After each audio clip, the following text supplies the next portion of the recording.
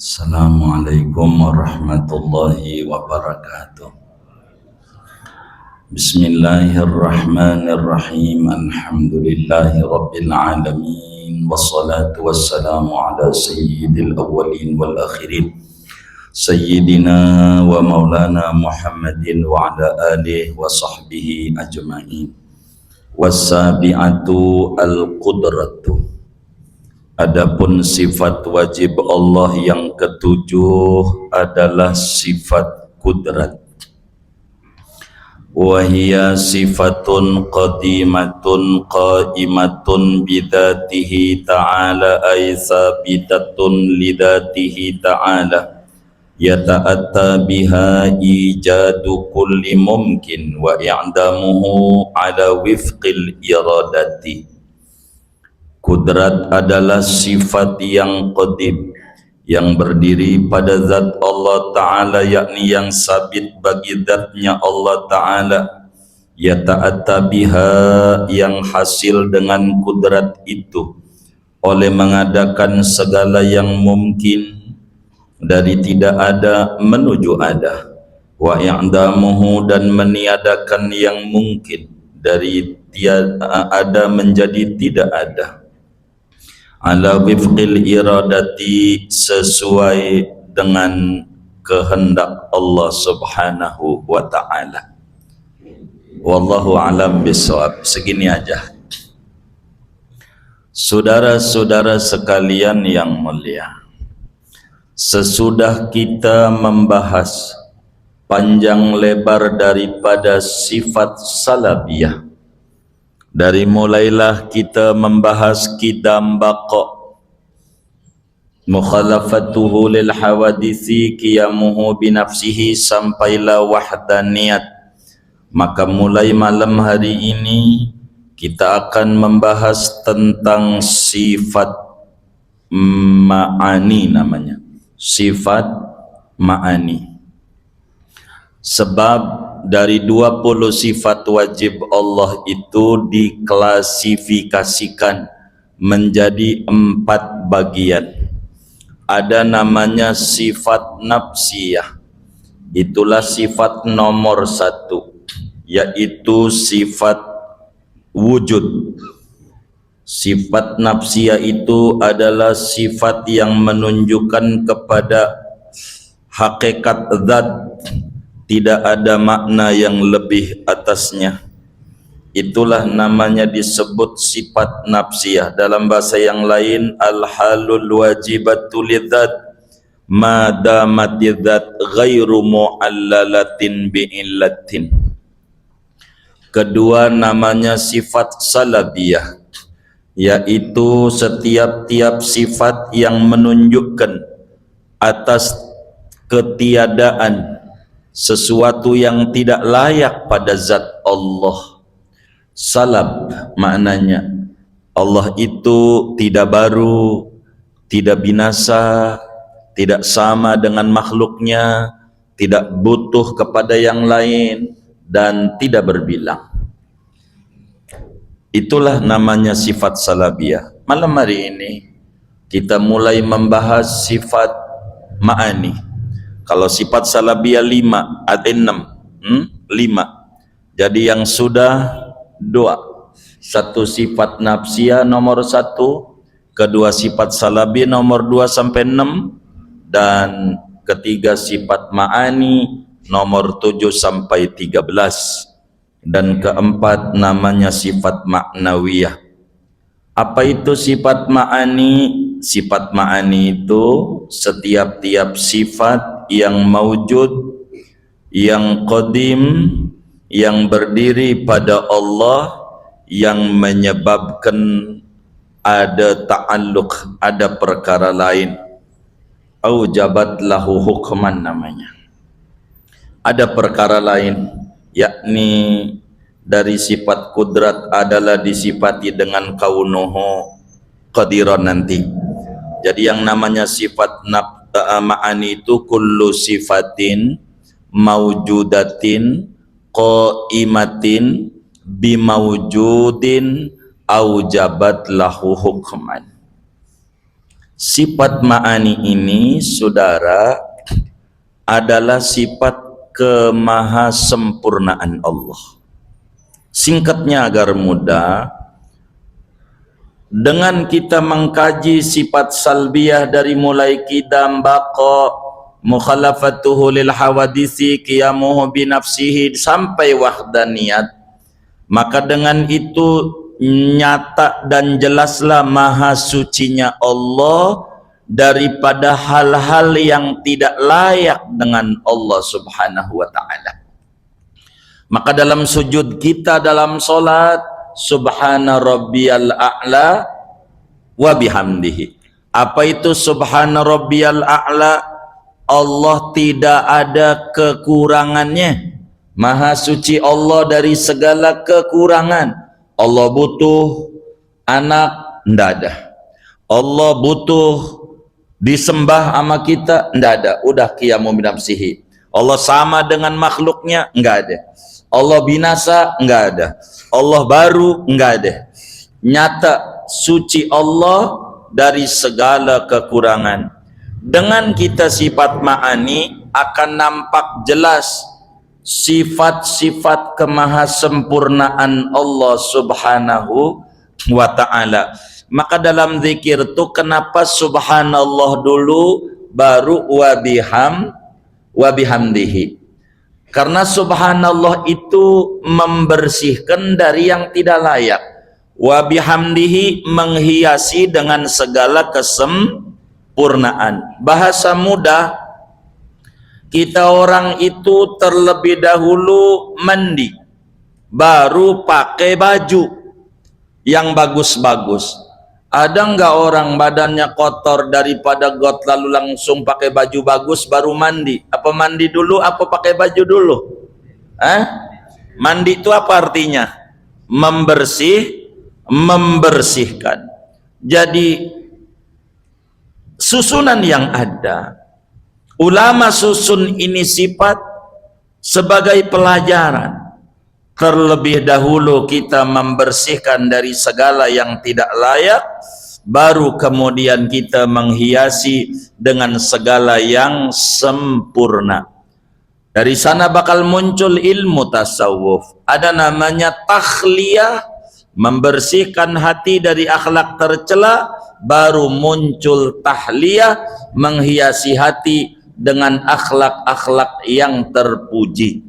Tidak bisa kita membahas akhlak terpuji duduk di hati kalau akhlak buruk belum dibuang. Sehingga sifat ma'ani ini agar mudah namanya sifatul dzat atau disebut sifatul ikram. Sifat ma'ani itu sifat kemuliaan Allah.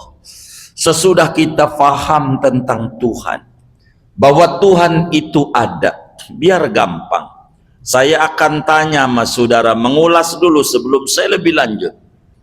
Ketika ada orang nanya sama kita, Tuhan itu ada atau tidak, kita jawab wujud.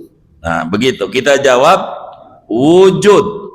Ketika ditanya sejak kapan itu Tuhan ada, kita jawab kidam, sedari dulu sudah ada. Lalu dia nanya lagi, sampai kapan itu Tuhan ada? Kita jawab bako, sampai nanti Tuhan ada. Kalau kita dulunya nggak ada, sekarang ada, nantinya tidak ada. Kalau begitu Tuhan itu nggak sama dong dengan kita. Kita jawab iya, mukhalafah lil hawadisi. Kalau nggak sama kita berarti Tuhan nggak butuh dong. Kita jawab qiyamuhu binafsihi. Kalau dia tidak butuh sama segalanya bergantung kepadanya, berarti dia esa dong. Kita jawab wahdaniyat. Sudah kita akan menghadap menyembah Tuhan yang esa. Wahdaniyat, selain Allah bukan Tuhan. Baru kita bakal bertanya, apaan sifat-sifat kehebatan Tuhan itu. Inilah kita mengkaji namanya sifat ma'ani, berangkat awal daripada sifat kudrat. Apa itu kudrat? Kudrat ini bahasa Arab. Bahasa simpruknya kuasa. Jadi Allah itu, Tuhan itu punya sifat kuasa. Apa sih kuasa itu? Mampu. Tuhan itu sifatnya mampu. Apa sih mampu itu? Bisa. Tuhan itu punya sifat bisa. Bisa apa aja. Mampu mengerjakan apa saja. Kuasa melakukan sesuatu apa saja dari yang mungkin. Itu sifat Tuhan. Jadi Tuhan itu sifatnya kuasa. Jadi yang kuasa itu Tuhan. Wahia sifatun. Jadi kudrat itu adalah sifat Allah. Ingat, karena kudrat adalah sifat Allah, selain Allah enggak ada yang punya kudrat. Ada kok makhluk yang kuasa temporer. Makhluk mah kuasanya lokal. Maren kuasa, sekarang nggak kuasa. Sampai ditanya-tanyain, asli apa kagak? Begitu. Itu begitu. Itu kayak begitu tuh. Karena udah enggak. Tuh begitu. Kuasanya temporer. Tuhan itu kuasa. Jadi kudrat punya Allah. Selain Allah nggak ada yang punya kudrat. Qadimatun, dari dulu.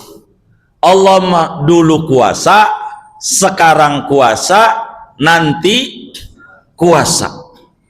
Itu Allah. Kudrat itu kuasa.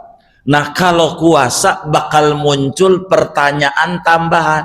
Apa yang dikuasai Allah? Apa yang dimampui Allah? Apa yang dibiasai Allah? Apa yang dibisai Allah? Allah bisa apa? Ini namanya disebut ta'alluq. Ta'alluq itu menuntutnya sifat akan perkara yang lebih dari sekedar berdirinya sifat pada zat. Kalau ngomong kuasa, ada pertanyaan tambahan, apa yang dikuasai? Bisa apa Allah itu? Ya ta'atta biha ijadu kulli mumkin wa i'damuhu ala wifqil iradah.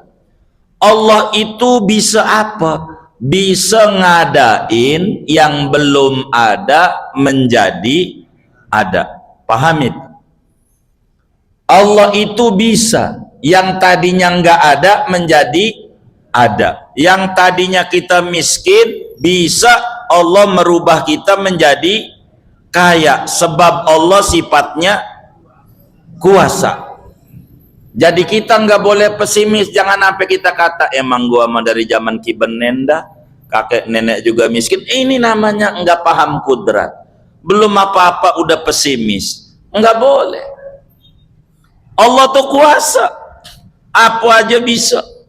Bisa apa aja. Yang belum ada menjadi ada. Bisa. Numbuhin gigi pada bayi yang baru lahir. Allah bisa. Dokter bisa nggak? Kagak. Begitu. Kagak. Begitu. Kedua, Allah bisa meniadakan yang ada menjadi tidak ada. Yang tadinya kaya menjadi miskin.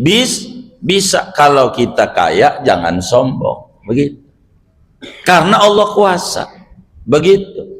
Jadi kalau paham ini enak hidup kita. Allah kuasa. Jadi kita enggak pesimis. Walaupun kata kita ini udah mentok, enggak. Tuhan kita kuasa, enggak ada yang mentok bagi Tuhan kita. Otak kita aja yang mentok. Jadi jangan berkecil hati. Berobat belum sembuh-sembuh, enggak ada obatnya, enggak bisa. Mesti ada obatnya. Cuman kita belum ketemu doang. Belum ketemu jangan dikata tidak ada. Belum ada. Begitu ya.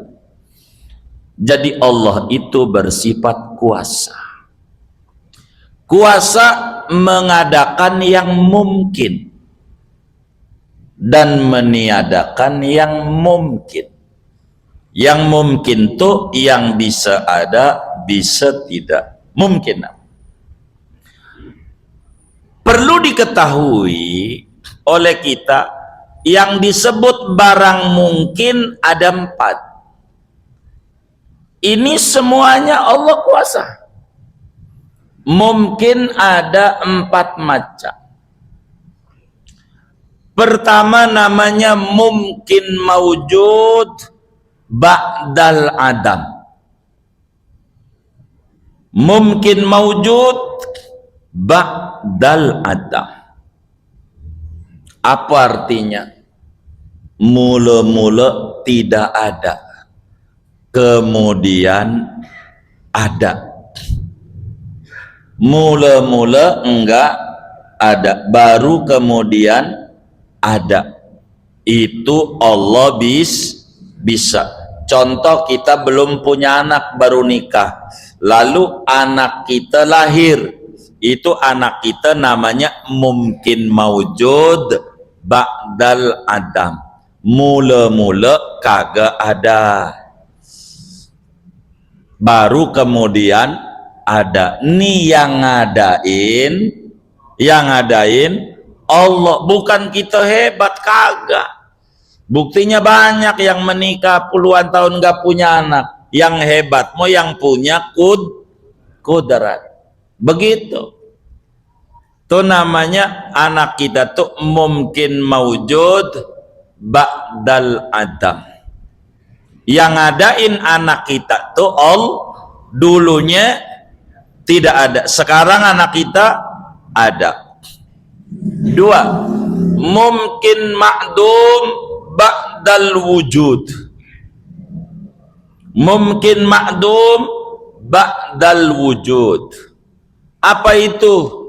Mula-mula ada, sekarang enggak ada. Mula-mula ada, kemudian tidak ada. Contohnya mana? Engkong buyut kita. Engkong kita dulu disimpruk ada.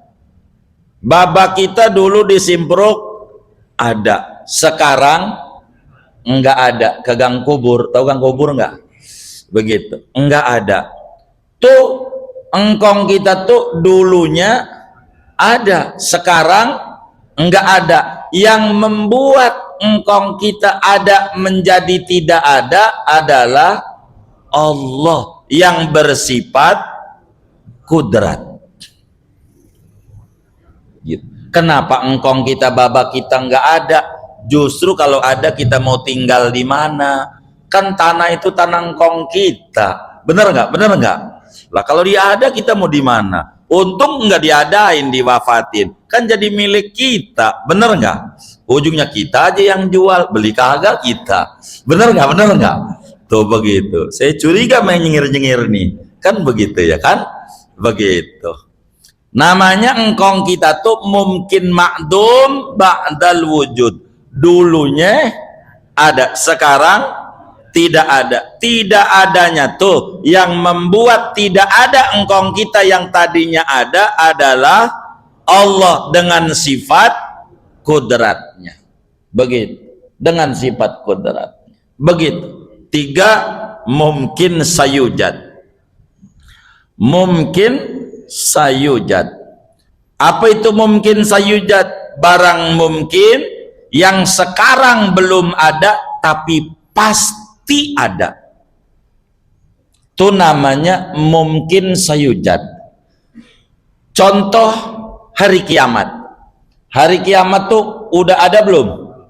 Tapi pasti yang membuat ada hari kiamat adalah Allah sebagai bentuk keadilan.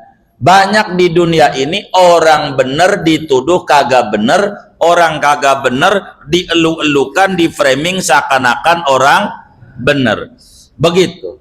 Keadilan seringkali tidak berpihak pada orang bener.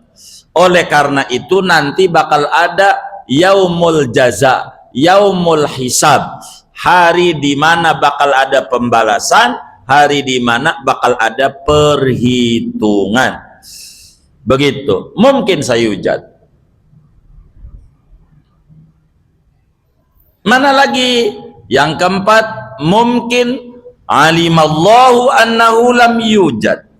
Mungkin alimallahu annahu lam yujad. Barang mungkin yang Allah tahu kagak bakalan ada. Seperti mana? Seperti ada nabi sesudah Nabi Muhammad.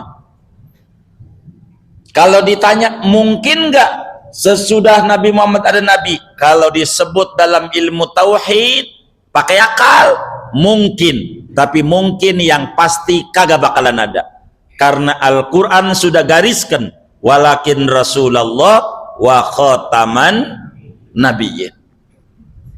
Barang mungkin semua Allah bisa. Jadi Allah bisa mengadakan yang belum ada menjadi ada. Allah bisa meniadakan yang ada menuju tidak ada. Apa aja bisa. Quran bilang, innallaha ala kulli syai'in qadir. Sesungguhnya Allah maha kuasa, bersifat kudrat, bisa apa saja dari barang mungkin, bisa. Di Yasin, awalaysallahu biqadirin ala an yakhluqa mislahum bala. Bukankah Allah itu kuasa? Tuh.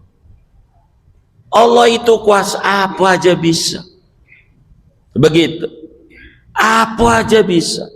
Yang miskin bisa dibuat kaya, yang kaya bisa dibuat miskin, yang bodoh bisa dibuat pinter, yang pinter bisa dibuat dungu, bisa. Yang sehat dibuat sakit, yang sakit dibuat sehat, semuanya bisa. Yang punya kekuasaan dicabut, yang gak punya dikasih, bisa. Maka yang hebat Allah. Kalau kita mau lemah, enggak punya kuasa apa-apa kita. Yang punya kuasa hanya Allah subhanahu wa ta'ala. Contoh kecil, nyamuk. Allah bisa bikin nyamuk. Tahu nyamuk nggak? Halo, tahu nggak ini? Hah? Majuanlah duduknya. Orang ngaji kayak dangdutan deket panggung. Biasa kalau dangdutan jauh dari panggung, apa deket ya? Hah? Yang bener nih. Begitu. Samain aja dah. Biar paham nih, biar paham.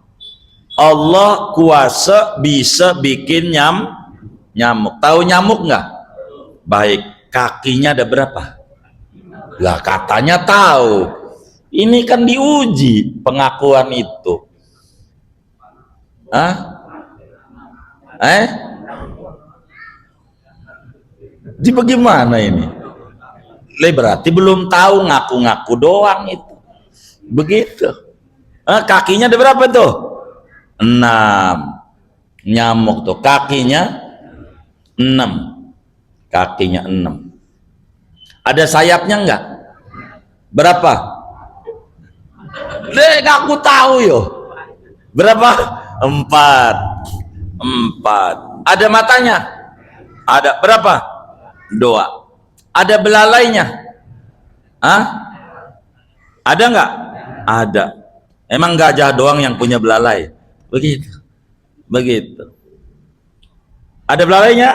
Ada. Gede apa kecil? Yang saya mau tanya belalainya aja. Bolong nggak? Tanya nih, bolong kagak? Gimana ngebolonginnya, kecil begitu? Kecil bolong. Hah? Iya, bolong nggak? Saya nggak tanya fungsinya buat apa, enggak. Nanyanya bolong nggak? Bagaimana tuh kecil begitu bolongnya itu, ngebolongin barang kecil kayak begitu. Tapi karena Allah bersifat kudrat, bisa yang kayak begitu kecil. Biar kata kecil itu gajah bisa mati sama nyamuk, biar kata kecil ditusuk mati bisa nyamuk. Allah kuasa nyipta nyamuk kecil begitu. Ada jantungnya nggak kira-kira? Ada jantungnya nggak? Hah? Enggak tahu. Itu ada nyawanya nggak? Wah, ada. Ada ucusnya nggak? Hah? Ada. Kecil begitu, fiturnya banyak. Makin kecil fiturnya banyak, makin canggih. Dulu jam tuh segede tembok, mana tuh ya? Sekarang nggak ada. Jam tuh segede tembok, gede banget. Gede tembok, gede. Dulu goyang-goyang, Mbak. Gede. Ngecil di dinding, namanya jam dinding. Kecil begitu, masih gede, dikecilin namanya jam tangan. Dari tangan nih nyelip di handphone. Tuh. Padat isinya, makin mahal. Nyamuk itu luar biasa. Ada matanya enggak? Ada. Berapa? 2. 2, saudara. Bisa begitu. Biar kata matanya kecil, lampu pakai dimatiin, kan gelap. Gelap nggak? Gelap. Iya, lampu dimatiin, pakai selimut, kan tambah gelap. Tapi nyamuk nggak pernah salah ngegigit orang, nggak pernah salah. Dokter yang matanya gede kayak begitu, kalau mau mengoperasi orang masih kurang nih al-ma'ruf, lampunya banyak banget nih, masih salah ngoperasi orang yang matanya gede. Allah mau bisa. Maka nyamuk itu yakin bahwa Allah itu kuasa, meski orang jahatnya kayak apa. Kata nyamuk, ngelihat orang dari Simpruk waktu mau tidur lampu dimatiin. Kata nyamuk, astagfirullah, kejemaman. Udah mata saya kecil, lampu dimatiin. Udah dimatiin pakai autan. Innalillahi. Udah mati pakai autan. Begitu. Udah begitu pakai selimut. Tuh ya Allah, orang Simpruk kejemamat ya. Begitu kata nyamuk. Tapi enggak ngomong begitu dia.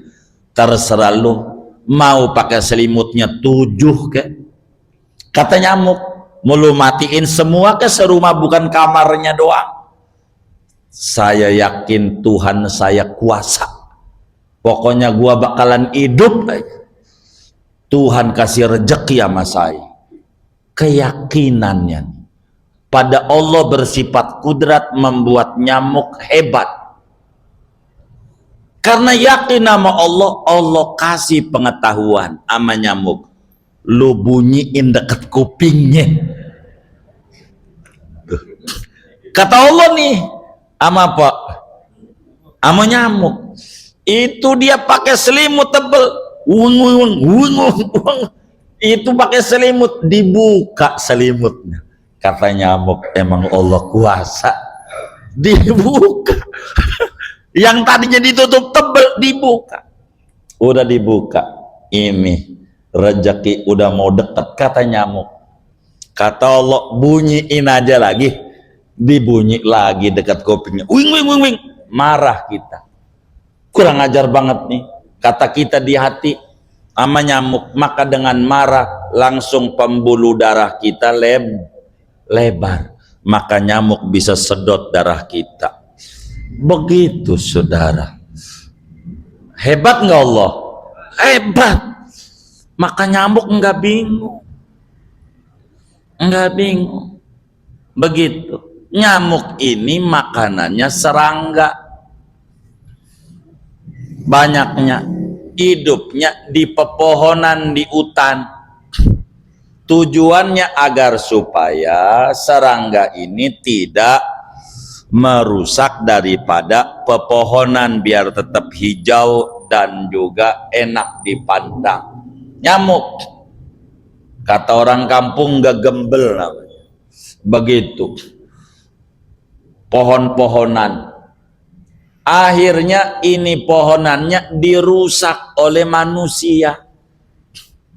Ditebangin tuh pohon, maka yang tadinya di hutan tuh nyamuk nyari yang nebang bangsa apa? Bangsa manusia. Maka dia dari hutan pindah ke manusia. Pagi-pagi emang nyari tempat, sebab tempatnya diobrak-abrik oleh bangsa kita. Bangsa apa? Manusia. Gigit jam 9 pagi udah muncul DBD aja. Begitu, demam berdarah. Ulah siapa? Manusia. Tempatnya dia diganggu. Tapi kan bukan kita, bangsa kita. Kata nyamuk, kenapa lu kagak bilangin jangan ditebangin? Begitu, puncak gunung jangan diganti dengan hotel dan villa. Begitu. Kata nyamuk, itu masalah bangsa lo. Begitu. Nyamuk. Jadi jangan salahin. Emang salah bangsa kita. Begitu juga ada pemimpin nggak benar, jangan salahin. Emang apa jangan salahin? Kan salah kita juga yang milih. Kan pilihan sampean juga. Bener nggak? Bener nggak? Ya begitu. Kan nggak bisa naik kalau kagak dipilih. Bener nggak? Begitulah hidup. Allah kuasa. Singkatnya begitu. Sehingga saudara, kalau kita sudah paham, saya mau simpulin. Yang pertama, wajib menurut akal. Allah bersifat kudrat, kuasa. Akal sehat tidak terima kalaulah Tuhan itu tidak kuasa. Sulit diterima. Masa Tuhan lemah? Itu bikin langit tanpa tiang, benda-benda angkasa banyak kayak begitu. Masa dibilang gagak kuasa? Begitu. Sulit diterima akal. Kedua, syariat, agama, wajibin setiap manusia yang umurnya 15 tahun ke atas, akalnya sehat, wajib yakin dalam hati sanubarinya, keyakinan yang mantap, keyakinan yang bulat, keyakinan yang kuat bahwa Tuhan itu punya sifat namanya kudrat.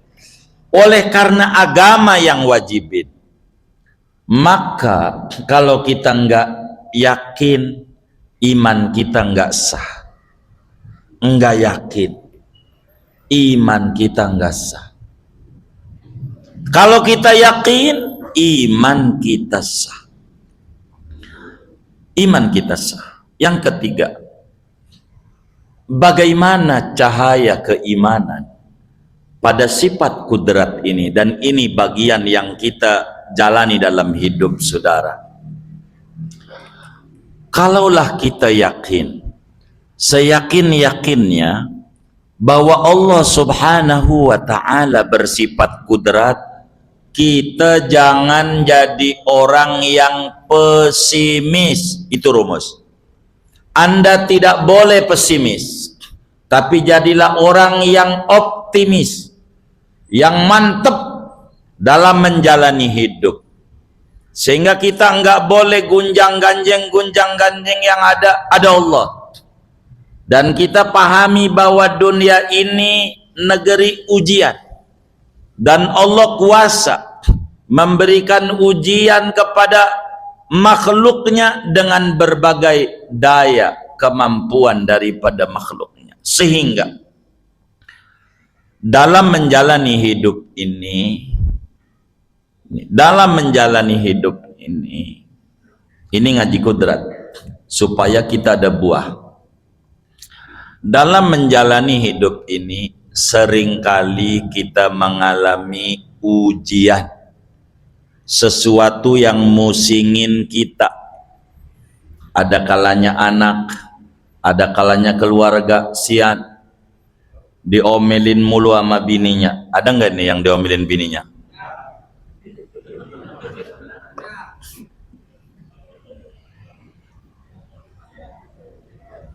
Nggak ada. Oh banyak. Nggak adanya itu pakai nyengirnya itu. Ada yang ujiannya ekonomi. Di dunia kita mengalami cobaan, kita mengalami ujian, mengalami kesusahan dan kesulitan. Oleh karena itu kita dilarang larut di dalam kesedihan. Kita dilarang larut di dalam kesusahan. Kita dilarang kita pesimis. Kita dilarang kita putus asa. Sampai kita menggugat, di mana keadilan Allah? Itu begitu. Ketika mengalami kesulitan, di mana dia menyalahkan kudrat, disangka Allah tidak kuasa, sampai kadang dia menganggap dirinya orang yang termiskin di dunia. Udah kayak Maggie Z aja. Begitu. Begitu.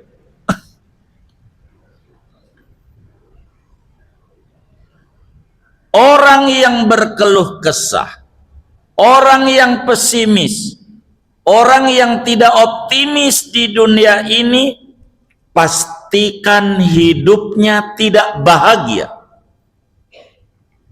Kenapa? Karena yang muncul pada dirinya keluhan demi keluhan, selalu menyalahkan keadaan. Ngapa gua kagak lahir dari rahimnya butin?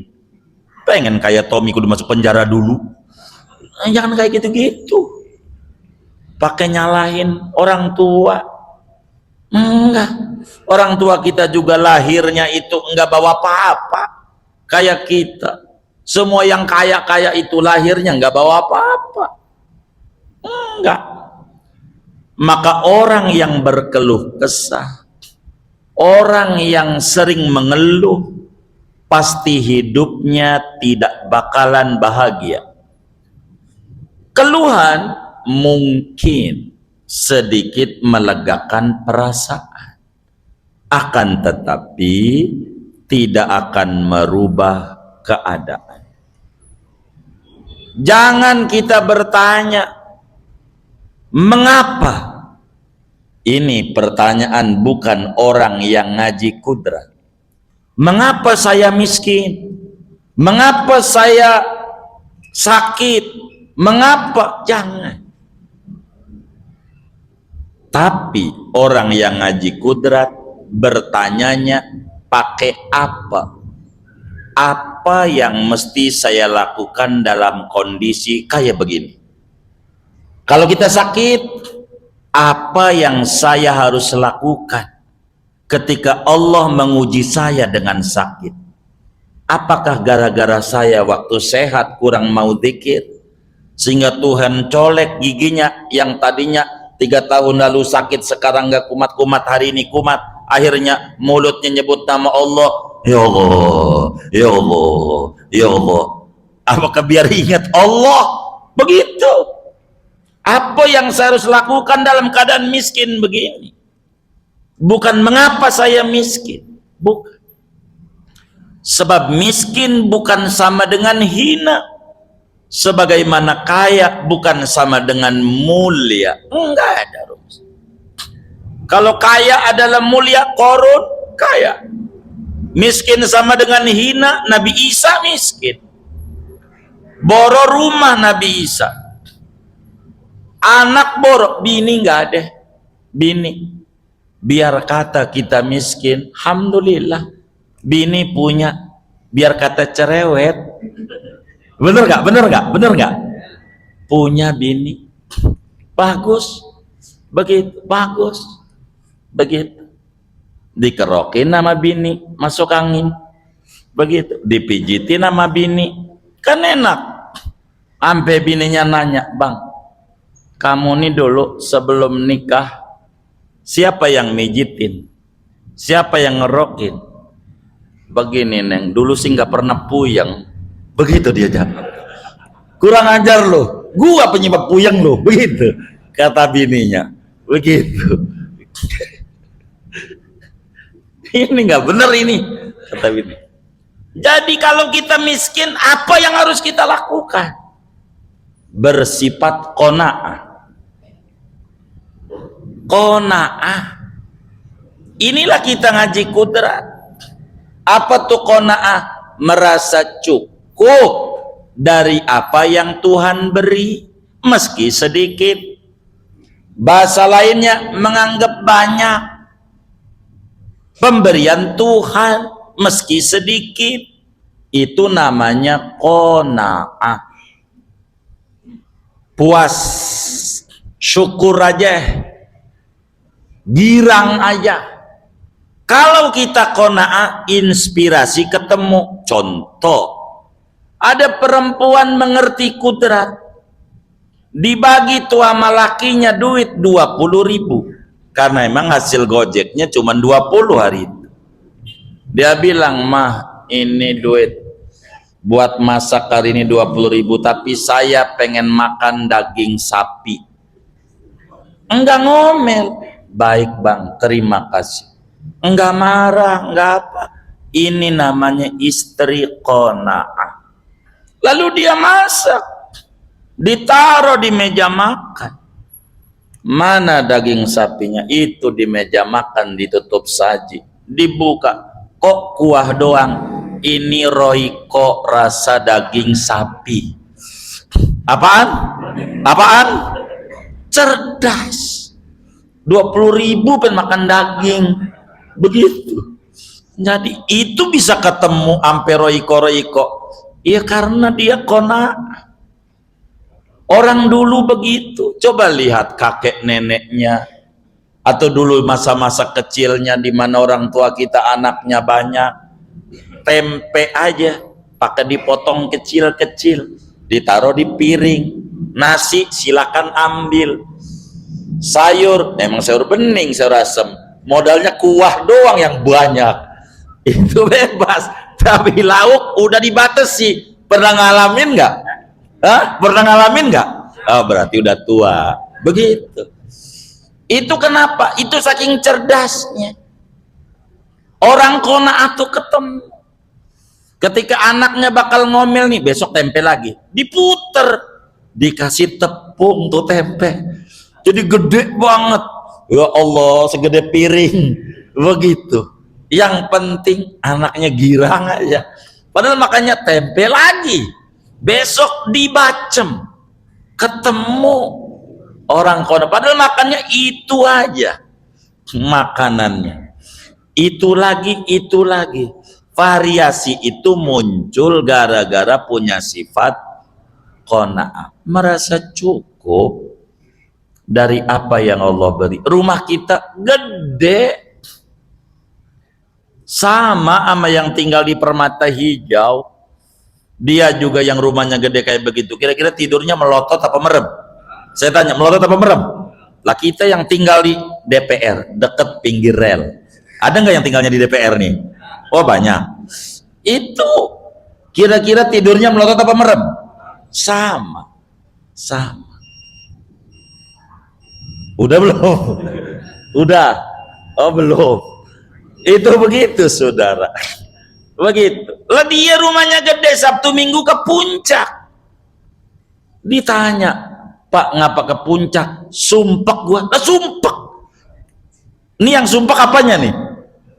Yang sumpek apanya nih? Hah? Yang sumpek apanya nih? Hatinya, pikirannya. Karena enggak paham kudrat. Tapi kita di rumah aja begitu, nggak pakai teriak-teriak. Rumah kita cakep, namanya RSSS. Apa namanya? Apa artinya?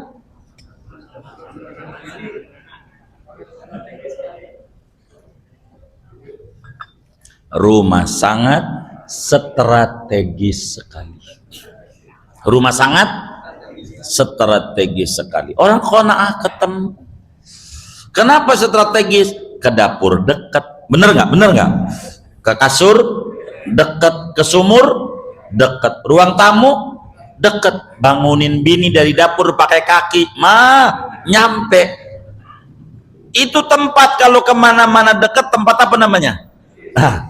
RSSE. Iya, masih gede dibanding di gang kubur 2 meter. Bener nggak? Masih luas. Begitu, nggak apa-apa. Begitu. Yang dilegain hati aja. Allah kuasa. Toh kata kita nih, bagaimana pensiun? Lihat tuh teman kita yang udah pensiun 5 tahun, 10 tahun masih hidup. Tanya sama dia, masih makan nggak? Masih. Berapa kali sehari? 3. Termasuk bakso belum? Mie ayam belum. Siomay gitu. Laksa kampung kecil itu sih bukan orang susah. Jadi yang susah tuh hati. Dibikin enak aja hidup, enak aja begitu. Itu mau tinggal di komplek rumah gede, ada kucing jatuh aja kaget. Maling tuh, ya Allah, lihat yang tinggal di pinggir rel, tiap 15 menit duduk, ngorok juga sampai ujungnya tua juga. Bener nggak? Biasa aja. Ini kan urusan hati. Jadi yakini Allah kuasa. Jadi kita jangan pesimis. Bisa, begitu. Jangan kita kata nggak bisa. Bisa. Sebab segala gembok kuncinya sama Allah. Kuncinya sama Allah. Allah kuasa. Problem bisa diurai. Nggak ada problem yang nggak bisa diurai. Allah kuasa. Gimana ini ya, lahir bocah lagi. Pakai gimana? Lu kan yang tidur malam-malamnya. Katanya rumahnya kecil, tapi beranak lagi. Anaknya banyak, ada yang 4, ada yang 5. Bener nggak? Katanya kecil, muat juga. Muat. Begitu kecil begitu bisa. Udah ada anak bisa tidur juga. Ya ketemu aja dia. Begitu. Bener nggak? Ini biasa aja itu. Begitu, biasa aja. Tuh anaknya udah gede-gede aja ujungnya. Jadi apa aja berangkat dari hati yang terhubung sama Allah yang kuasa. Maka Al-Quran bilang, wa khuliqal insanu dha'ifa. Manusia mau dicipta lemah. Supaya apa? Supaya sadar kita punya Tuhan yang kuasa. Yang kuasa. Jangan kita berkata beginilah, orang kaya gua mana bisa ke Mekah. Ini namanya dia nggak ngerti kudrat. Bisa. Allah mah kuasa. Minta aja sama Allah. Ntar Allah kasih jalan. Begitu. Itu mah Allah. Yang penting kita jangan pesimis sama Allah. Orang kaya gua nggak bisa punya motor. Bisa.